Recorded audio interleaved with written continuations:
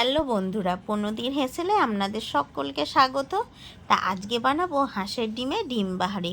তো আমি 4টে মতন ডিমকে একটা স্টিলের বাটির মধ্যে ভালো করে ধুয়ে লবণ আর সর্ষের তেল দিয়ে সেদ্ধ হতে দিয়েছি।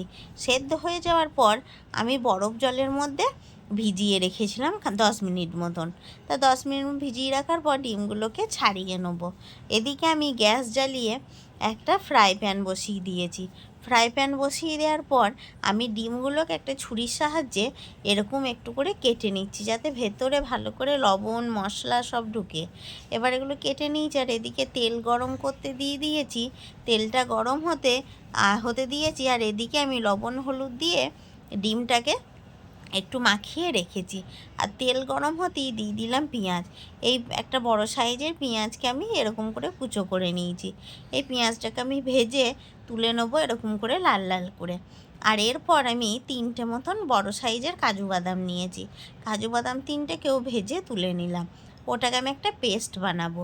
আর এদিকে আমি ডিমগুলো ভাজতে দিয়েছি। আর ভাজতে আমার ওদিকে পেস্টগুলো সব বানানো হয়ে গেছে। তো এবার ডিম ভাজাটা তুলে নিয়েছি। ওই তেলেই দিয়ে দিলাম একটা তেজপাতা, একটা শুকনো লঙ্কা আর একটু কালো জিরে দিয়ে আদা রসুন আর কাঁচা লঙ্কার পেস্টটাকে দিয়ে দিলাম। এইটা ভালো করে কষিয়ে যাওয়ার পর একটা বড় সাইজের টমেটোকে আমি পেস্ট করে নিয়েছি, সেইটা এবার মশলার ওপরে দিয়ে আরও খানিক্ষণ কষিয়ে নিলাম।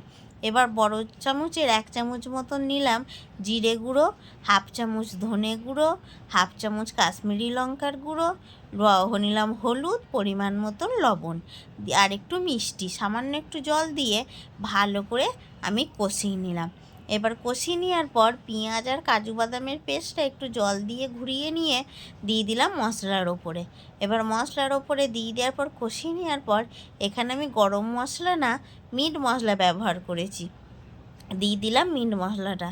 তো এবার আমার তেল ছাড়তে লেগেছে, দিয়ে দিলাম ডিমটা দিয়ে ভালো করে খানিক্ষণ কষিয়ে নেবো। কষিয়ে নিলেই তৈরি হয়ে যাবে আমার ডিম বাহারি। তো তৈরি হয়ে গেছে। এবার ধনেপাতা কুচো দিয়ে নামিয়ে নেবো পরিবেশনের জন্য। তো বন্ধুরা, আমার ভিডিওটি এই অবধি। যদি ভালো লাগে আমার চ্যানেলটি সাবস্ক্রাইব করবেন এবং ফুল ভিডিওটি দেখবেন।